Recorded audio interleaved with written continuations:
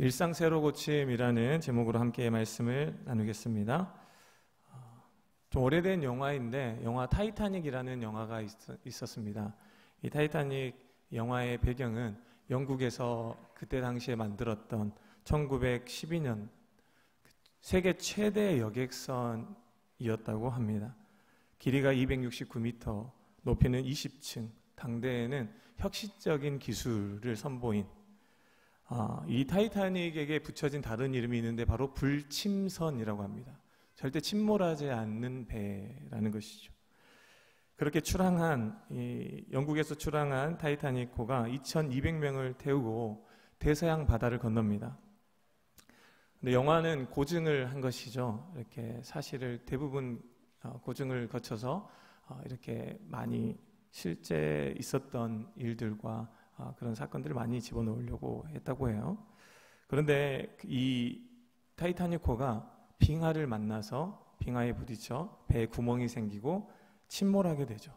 2,200명이 탔는데 1,514명이 물에 빠져 죽었습니다. 영화를 보면 이제 조금 더 그런 부분을 이렇게 실제적으로 표현하려고 많이 했는데, 삼킬듯이 들이닥치는 배 밑에서부터 차가운 물이 들이닥치고, 근데 이제 이 큰 배에 불침선이라는 이름이 붙어서 그런지 구명보트가 그 숫자에 맞게 확보되지 않았던 것. 그래서 구명보트를 쟁취하기 위해 압이 교환이 되었는데, 그렇게 침몰하는 시간이 약 3시간 정도 시간이었다고 합니다. 근데 이제 영화에서 보면 이 영화로 이렇게 각색한 게 아니라 그 안에 실제 있었던 이렇게 일을 하나 다루는데, 사람들이 구명보트를 쟁취하려고 압이 교환이 되고 그렇게 있는 사이에 어디선가 아름다운 바이올린 선율이 들리기 시작했다라고 합니다. 그 바이올린을 연주한 사람은 웰레스 하틀리라는 분인데, 이분이 그때 당시 34살이었다고 해요. 웰레스 하틀리는 이렇게 타이타닉호를 탄 이유가 있는데, 복음을 전하기 위해서 타이타닉호를 탔다고 합니다. 그래서 대서양을 건너는 배를 80번 이상 이렇게 탔던, 그리고 이제 타이타닉호에도 승선해서 이렇게 연주하는 팀을 꾸려가지고 이렇게 단원 7명과 함께 탔는데, 이렇게 배가 가라앉게 되었을 때 이들이 취한 행동은 구명보트를 쟁취하기 위해서 뛰어든 것도 아니고 살기 위해서 몸부림친 것도 아니요, 거기에 압이 교환해서 불안에 떨고 죽음의 공포에 있는 사람들에게 평안과 위로를 주는 찬양을 바이올린 선율로, 첼로로 연주하고 있었다라는 거예요. 파도의 그 증인들에 의하면 이 악단이 파도에 휩쓸려서 바닷속으로 휩쓸려 들어가기 전까지 연주를 계속했다고 해요. 한 3시간 가까이. 그러니까 배가 이렇게 물이 들어오기 시작할 때부터 거의 가라앉기 직전까지 연주를 한 것이죠.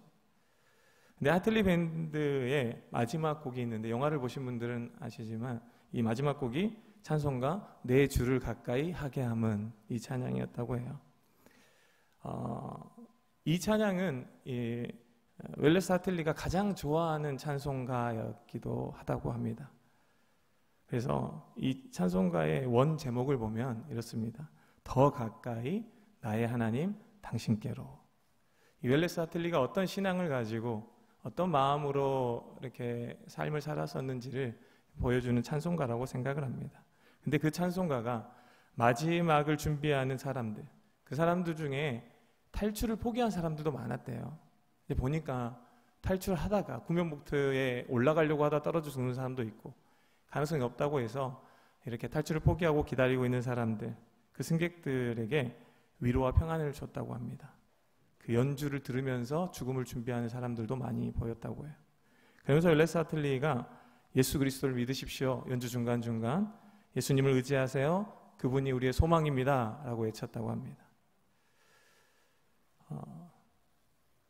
이게 영화로 만들어도 감동적인데, 이게 실화였다고 하니까 실제로 살아난 사람들이 그 악단에 대해서 이렇게 증언을 했다고 하니까, 실제로 그 바다에서 건져진 웰레스 하틀리의 바이올린은 그 가치가 사람들에게 알려져서 15억에 낙찰됐다라는 이야기도 있어요.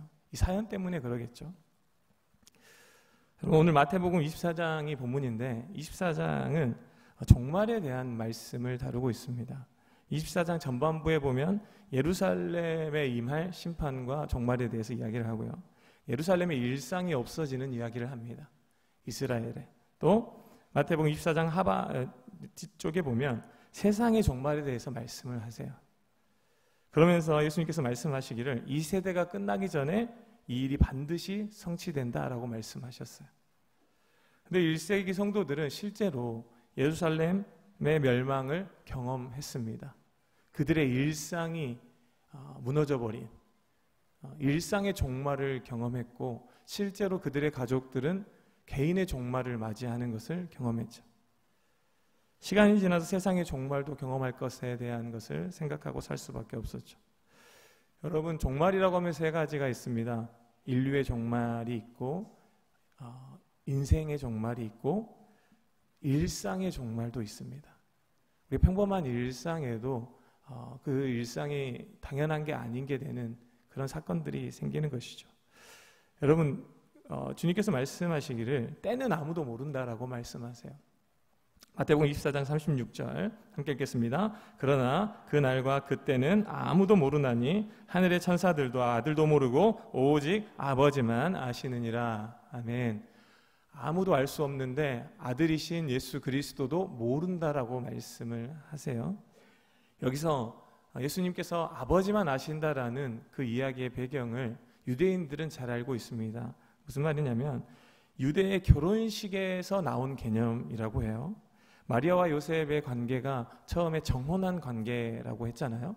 정혼한 것은 법적으로 부부가 시작됐다라는 것을 의미한다고 합니다. 그런데 그들이 같이 살지는 않았어요.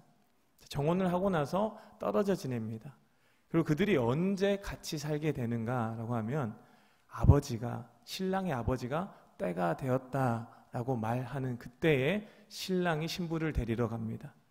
그리고 신부는 준비하고 있다가 신랑을 따라서 이제 신혼집에 오게 되는 그 유대의 혼례 풍습을 배경으로 주님께서 말씀하신 것이 아버지만 아신다라는 것입니다. 아들은 모릅니다. 아들이 하는 것은 신혼집을 꾸미는, 신부도 모릅니다. 신부가 할 수 있는 것은 신부의 단장을 하고 있는 것입니다.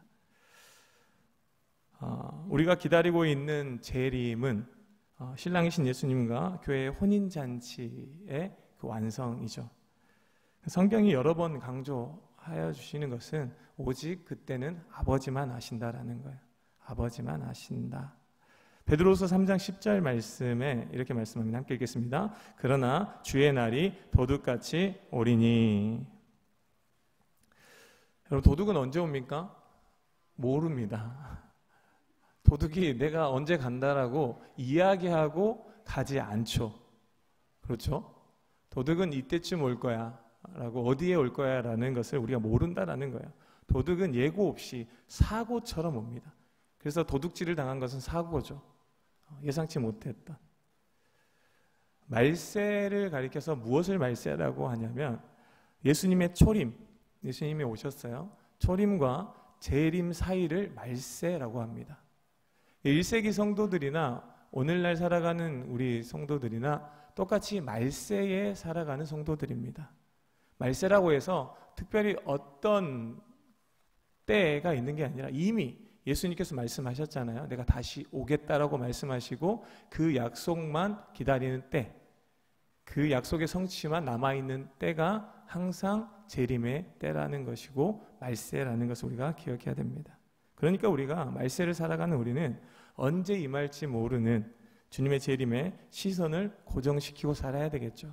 우리가 알 수 있는 것은 어제보다 오늘 더 가까워졌고 오늘보다 내일 더 가까워진다는 것은 알 수 있는 것이고, 주님께서 계속해서 말씀해 주실 때 주님의 재림에서 노아의 때와 같다라고 말씀해 주세요. 주님의 재림은 노아의 때와 같다. 함께 읽겠습니다. 노아의 때와 같이 인자의 임함도 그러하리라. 주님의 재림을 노아의 때와 같다라고 말씀하셨어요. 그러면서 38절에 보면 노아의 때에 사람들이 무엇을 했는지를 말씀해 주세요. 먹고 마시고 장가들고 시집간다. 일상생활을 하는 걸 이야기하는 거예요. 먹고 마시기 위해서 일을 하고, 또한 이렇게 장가를 가고 시집을 가고 아이를 낳고. 무슨 말씀이냐면 주님의 때에는 일상생활에 변화가 없다라는 것을 이야기하는 것입니다. 평상시 그대로 살아가는 중에 주님께서 재림하신다라는 거예요. 그러면서 또 말씀하세요. 마태복음 24장 40절 41절에 함께 읽겠습니다. 두 사람이 밭에 있다. 두 여자가 맷돌질한다. 한 사람은 데려가고 한 사람은 버려둠을 당한다 라고 말씀하세요. 두 사람은 밭에 있습니다. 두 여자는 맷돌질을 합니다. 자, 맷돌질은 집에서 합니다. 밭의 일은 밭에 나가서 합니다. 그러니까 밖에서 일하는 사람이나 집에서 일하는 사람이나 자신이 밖에서 일하고 있으면 거기에서, 집에서 일하고 있으면 거기에서, 내가 평상시에 하고 있는 일 가운데 맡은 역할을 수행하는 중에 주님의 재림이 임한다라는 것이죠. 그러니까 어떤 그 잘못된 이단이나 사이비에서 그런 이야기를 하죠. 우리가 주님의 때가 가까웠고 우리가 계시를 받았으니까 어느 날 어느 때 어느 장소에 가서 주님 오실 것을 기다립시다. 하얀 옷을 입고. 이것은 준비된 신부의 모습은 아닙니다. 주님께서 이 말씀을 하신 것은 아니죠. 중요한 것은 어느 때 어느 장소에 있느냐가 아니라 우리에게 준비하고 깨어 있으라고 하신 말씀이죠. 42절 말씀에 그러므로 깨어 있으라. 44절 말씀에 이러므로 너희도 준비하고 있으라. 우리는 그때와 장소를 알지 못하기 때문에 우리가 할 것은 무엇입니까? 깨어 있는 것, 준비하는 것이라고 말씀해 주셨어요. 주님의 때를 인식하고 의식하고 하루하루를 살아가라라는 말씀인 것이죠. 여러분, 분명 먹고 마시고 일을 하고 장가들고 시집가고 아이를 낳고 기르고 일상을 살아가는 것은 죄가 아닙니다. 이것은 말세에 반드시 해야 될 일입니다. 하고 있어야 될 일이에요. 노아의 때라고 했을 때 노아는 어땠습니까? 노아도 먹고 마시고 장가들고 자녀들을 낳고 그 자녀들도 장가를 갔어요. 그런데 노아가 달랐던 것은 무엇이냐면 깨어 준비하는 삶을 살고 있었어요. 똑같은 일상처럼 보이는데, 똑같이 살아가는 것처럼 보이는데 그가 다른 모습이 있었다는 것이죠. 노아는 하나님의 말씀을 듣는 사람이었습니다. 또 노아는 하나님을 경외하는 사람이었고, 그 하나님을 경외하기 때문에 그 말씀에 순종하며 사는 사람이었다는 것이죠. 히브리서 11장 7절 말씀입니다. 함께 읽겠습니다. 믿음으로 노아는 아직 보이지 않는 일에 경고하심을 받아 경외함으로 방주를 준비하여 그 집을 구원하였으니 이로 말미암아 세상을 정죄하고 믿음을 따르는 의의 상속자가 되었느니라. 아멘. 노아를 가리켜서 하나님을 경외하는 자였다라고 합니다.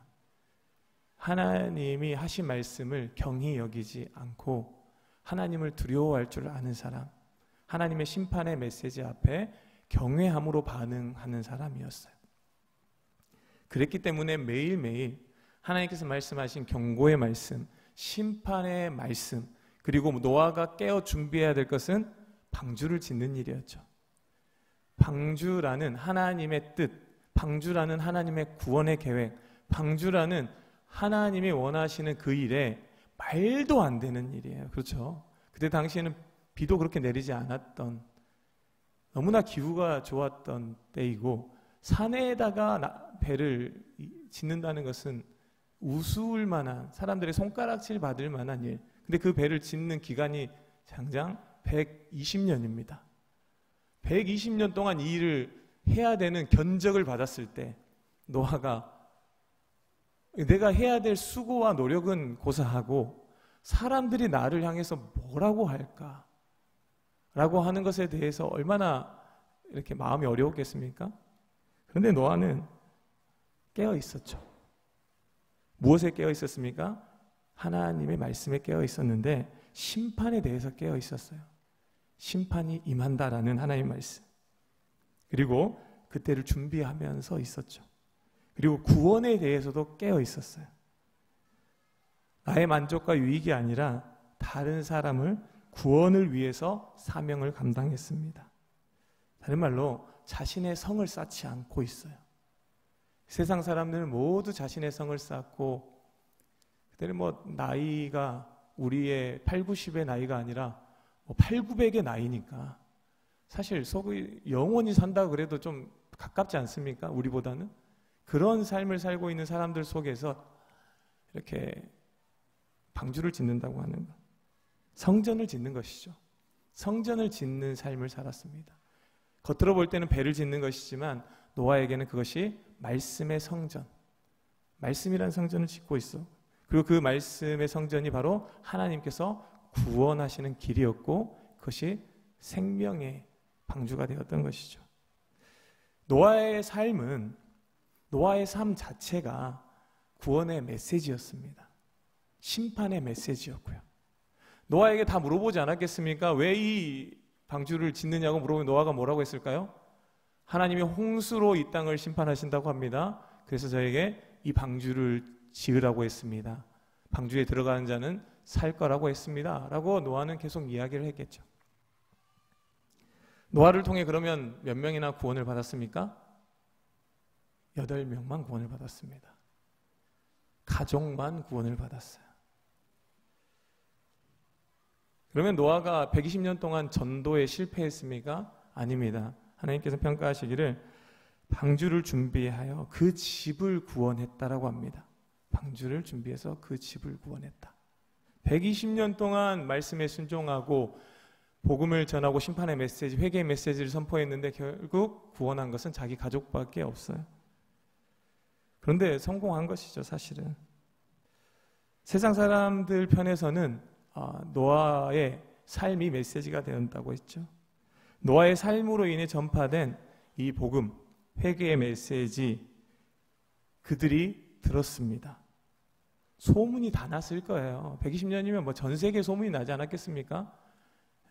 세상에 이런 일이라도 나왔을 테고 사람들이 입소문을 퍼져서 이런 사람이 있대. 그 자체가 성경 아닙니까? 노아의 삶 자체가 사람들에게 하나님의 메시지가 아니었겠습니까? 그러니까 세상 사람들은 어땠을까요?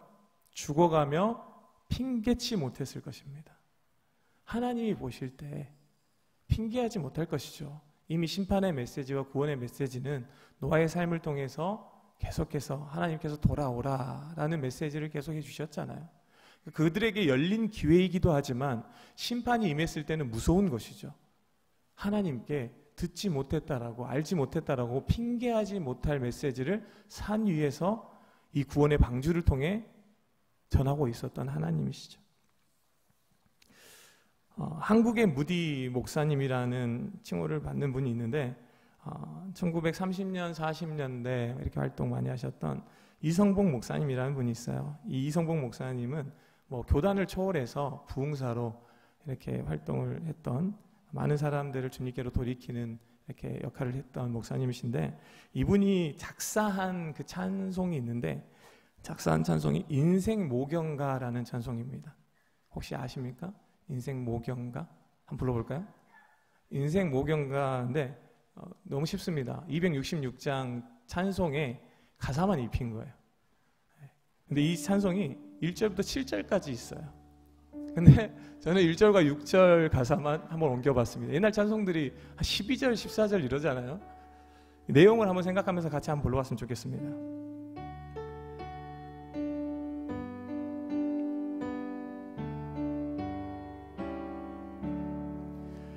꿈결 같은 이 세상에 산다면 늘 살까?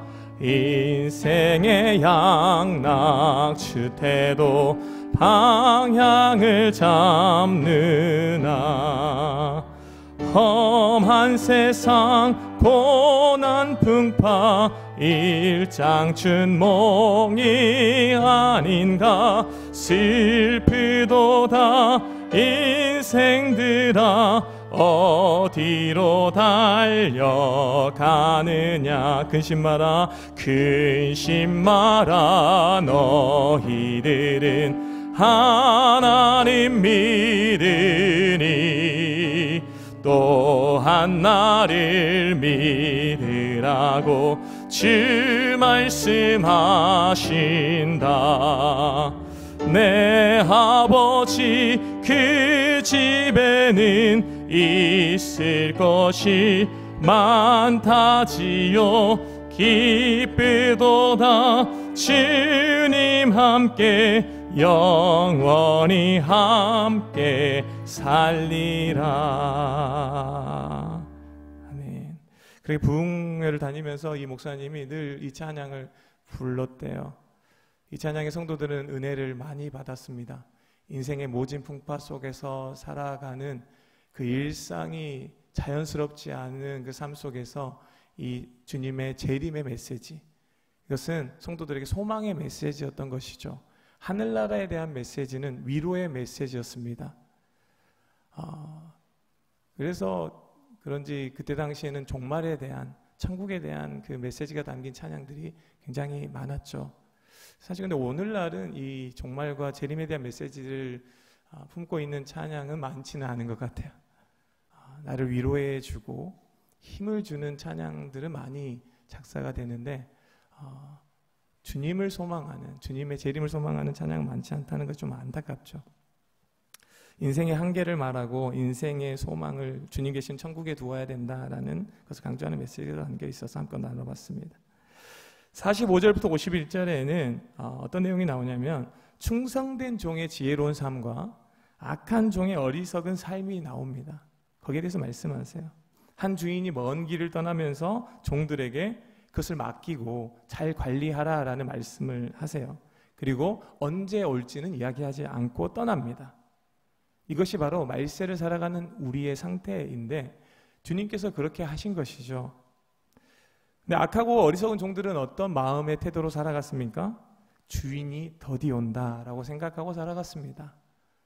그래서 주인이 허락한 자신들에게 주어진 것을 내 것처럼 여기면서 내가 주인이 되어서 살아갔습니다. 그런데 주님께서 말씀하신 충성되고 지혜로운 청지기들은 어떻게 살았습니까? 이 주인은 언제든 오실 수 있다라는 것을 알고 자신들에게 주어진 것이 내 것이 아니라 주님의 것이라는 것, 주인의 것이라는 것을 잊지 않고 주인의 뜻에 합당하게 사용하면서 살았다라는 거예요. 이게 달랐습니다. 우리가 가만히 생각해 보면 원래 내 것, 당연히 내 것이라는 것은 하나도 없는 것을 우리가 고백할 수밖에 없죠. 믿음의 눈으로 보면 생명도 주님의 것이요, 호흡도 주님의 것이요, 모든 것이 주님께서 허락하신 은혜라고 우리가 고백하지 않습니까? 시간도 재능도 우리의 노력도 마음도 건강도 물질도 생명도. 그러니까 착하고 충성된 종, 지혜로운 종처럼 살아가는 삶은 맡기신, 허락하신 그 주인이 보기에, 주인이 왔을 때 보기에 정말 기뻐할 만한, 칭찬할 만한 용도로 사용하며 살아가야 된다는 것이죠. 그런데 어리석은 이 악한 종들처럼 내 마음대로 방탕하게 쓴다든지 심지어 쓰지 않는 것도 주인 보실 때는 악한 것입니다. 나는 쓰지 않고 있었는데요 하는 것도 악한 것이 되는 것이죠. 여러분, 재림이 있다라고 믿는 사람들, 주님이 내 삶의 주인이라고 믿는 사람들은 세월을 허비할 수 없습니다. 결산의 날을 알기 때문입니다. 우리의 것이라고 여기고 우리의 목적만 가지고 우리의 삶을 낭비하는 것은 아닌 것이죠. 우리가 매일 점검해야 될 것은, 날마다의 삶에서 깨어서 준비하며 점검해야 될 것은 무엇이냐면, 예수님이 오늘 나의 삶의 주인인가, 그분이 나의 왕이신가를 늘 점검하고 아침마다 예수님이 나의 왕이십니다라는 것을 고백하고 그분께 묻는 삶을 살아야 된다라는 것이죠. 아까 이성구 목사님 이렇게 이야기 나누는데 이분이 집회 때마다, 부흥회 갈 때마다 항상 누구 개인적으로 만나든 집회로 만나든 마이크를 잡든 대화를 하든 꼭 전하던 메시지가 있었대요. 이 메시지였대요. 순간순간 주와 호흡하고 일보일보 주와 동행하라 라고 했습니다. 순간순간 주와 호흡하고 기도하고 하나님 의지하고 의탁하고 하나님께 묻고 일보일보 한 걸음 한 걸음을 주님과 동행하라. 어디로 가야 할지, 어떤 방법으로 풀어야 할지, 어떤 방식으로 살아가야 될지, 어떤 선택을 할지, 어떤 결정을 할지 그분의 말씀에 그분이 기뻐하시는, 그분이 원하시는 것을 순종하는 마음으로 하루를 그렇게 살아가라라는 것이죠. 말씀을 했습니다. 자, 여러분은 주님 다시 오시는 재림을 어떻게 준비하고 계십니까? 신부의 가장 중요한 것은 정결이고 순결이고 일편단심입니다. 길과 진리 되시는 하나님의 말씀을 우리가 더욱 지키며 살아가는 오늘 하루가 되는 것이 주님의 재림을 기다리며 주님의 재림을 사모하며 살아가는 삶입니다. 몸과 마음과 뜻을 다해 내 뜻이 아니라 주님의 뜻에 순종하며 하루하루 살아가는 저 여러분 되길 바랍니다.